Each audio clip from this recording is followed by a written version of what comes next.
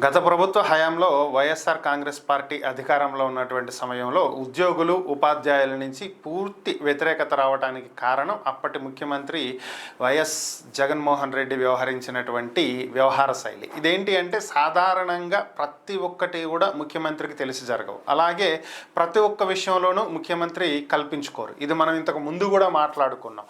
ప్రతి విషయం కూడా అధినేతకు తెలిసే జరగాలి అనేది ఏం లేదు అని చెప్పి. సో అలాగే ఇప్పుడు నేను ఇది ఎందుకు చెప్పాల్సి వస్తుంది అంటే అప్పట్లో ఈ ఉపాధ్యాయ సంఘాలు ఉద్యోగ సంఘాలకు సంబంధించినటువంటి నేతలతోటి చర్చలు జరపడానికి వాళ్ళకు సంబంధించినటువంటి సమస్యల పరిష్కారానికి జగన్మోహన్ రెడ్డి కొంతమందికి బాధ్యతలు అప్పగించారు. సో ఈ బాధ్యతలు తీసుకున్న వాళ్ళు ఏం చేయాలి? డిప్లొమసీ.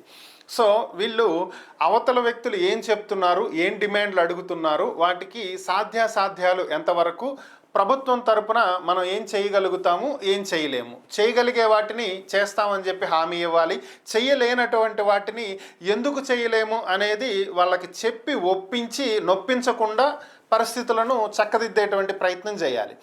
సో అప్పటి ఉన్నటువంటి వాళ్ళు చేసినటువంటి వ్యవహార శైలి చాలా వివాదాస్పదంగా తయారవటం, ఉద్యోగ సంఘాలు అలానే ఉపాధ్యాయ సంఘాలు పూర్తి స్థాయిలో సంతృప్తి చెందకపోవటం, వాళ్ళ వ్యవహార శైలికి వాళ్ళు నొచ్చుకోవటం. సో ఇలాంటి వాళ్ళ మనకు అవసరం లేదు, వీళ్ళని మార్చేద్దాం అనేటువంటి స్థితికి రావటం, అదే ఎన్నికల్లో వైఎస్ఆర్ కాంగ్రెస్ పార్టీ మీద చాలా తీవ్ర ప్రభావం చూపించినాయి.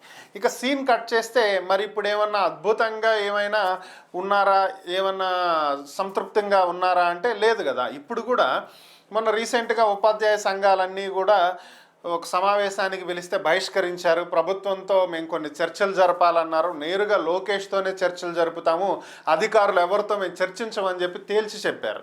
సో ఓవరాల్గా వాళ్ళు ఉద్యమ కార్యాచరణ కూడా ప్రకటించడం జరిగింది. ఈ నేపథ్యంలోనే లోకేష్ కొంతమంది అధికారులకి బాధ్యతలు అప్పగించారు, ఉపాధ్యాయ సంఘాలతో చర్చలు జరపమన్నారు, వాళ్ళ విషయాలు ఏంటనేది తెలుసుకుని వాటిని సంతృప్తిపరిచేటువంటి ప్రయత్నం చేయమని స్పష్టమైన ఆదేశాలు ఇచ్చారు. దీంతో మాట్లాడినటువంటి వ్యక్తులు ఉపాధ్యాయ సంఘాలు వారి ముందుంచినటువంటి కొన్ని డిమాండ్లకు సానుకూలంగా స్పందించడంతో ఉపాధ్యాయ సంఘాలు ఉద్యమ కార్యాచరణని ప్రస్తుతానికి వాయిదా వేసుకున్నారు. సో మేము ప్రభుత్వం ముందు ఉంచినటువంటి కొన్ని ప్రతిపాదనలను ఒప్పుకున్నారు, సో మేము ఉద్యమానికి వెళ్ళట్లేదు అని చెప్పి తేల్చి చెప్పారు. సో వీళ్ళు ఒప్పుకున్నటువంటివి ఒకసారి పరిశీలించినట్లయితే ప్రైమరీ స్కూల్ కాకుండా ఇంకొంచెం మనం ముందుగా సెకండరీ గ్రేడ్కి వెళ్తే ఉన్నత పాఠశాలల్లో ఒక క్లాస్కి 49కి మించి స్టూడెంట్స్ కనుక వచ్చినట్లయితే ఇంకొక సెక్షన్ కింద చేయాలి అని చెప్పి ఉపాధ్యాయులు ప్రపోజల్ పెట్టారు. ఓకే, చేస్తామన్నారు. సో ఇది ఎందుకంటే ఇది ఖచ్చితంగా చేయాల్సినటువంటిదే. సాధారణంగా ఉండేటువంటి లెక్కలు కూడా ప్రతి 20 మందికి ఒక టీచర్ ఉండాలని చెప్పి చెప్తున్నాం. సో దాదాపు ఇక్కడ 49 అంటే డబుల్ మనం స్టూడెంట్స్ని హ్యాండిల్ చేస్తున్నట్లే. సో అంతకుమించి టీచర్ కూడా చేయలేరు, సో పెడతామన్నారు.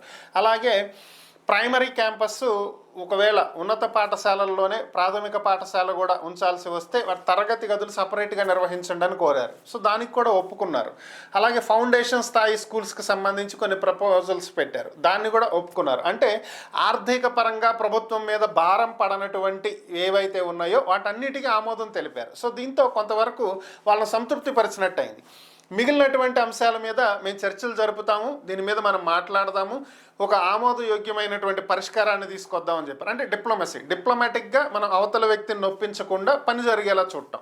సో ఇది గత ప్రభుత్వంలో లోపించింది, ఈ ప్రభుత్వంలో అది జరుగుతుంది. దాంతో వ్యతిరేకత లేకుండా ఉద్యమాల బాట పెట్టకుండా ఉపాధ్యాయ సంఘాలు అలా నడుచుకుంటూ వెళ్ళిపోతున్నటువంటి పరిస్థితి. రేపు ఉద్యోగ సంఘాల పరిస్థితి కూడా ఇలాగే ఉంటుంది. అంటే ఇప్పుడు ఇది ఎందుకు చెప్తున్నానంటే ఉపాధ్యాయ సంఘాలు అయిపోయిందిగా, మళ్ళీ ఉద్యోగ సంఘాలు ఏంటి అంటే టీఏడిఏలకు సంబంధించి గత సంవత్సర కాలం నుంచి కూడా అప్డేట్స్ లేవు. సో ఇప్పుడు సంవత్సరం అయిపోయింది ప్రభుత్వం ఏర్పడి, ముందంటే అప్పులు తిప్పలు అని చెప్పి ఏదో చెప్పుకుంటూ వచ్చారు. ఇప్పుడు దాని మీద డిమాండ్లు వచ్చేటువంటి అవకాశం ఉంటుంది. సో కాబట్టి ముందుగానే దానికి కూడా రెడీ చేసుకోవాలి. పొద్దున వాళ్ళు కూడా ఉద్యమం బాట పట్టే అవకాశం ఉంటుంది. సో అందుకని దాన్ని కూడా ఇప్పుడు ప్రస్తావించాల్సి వచ్చింది.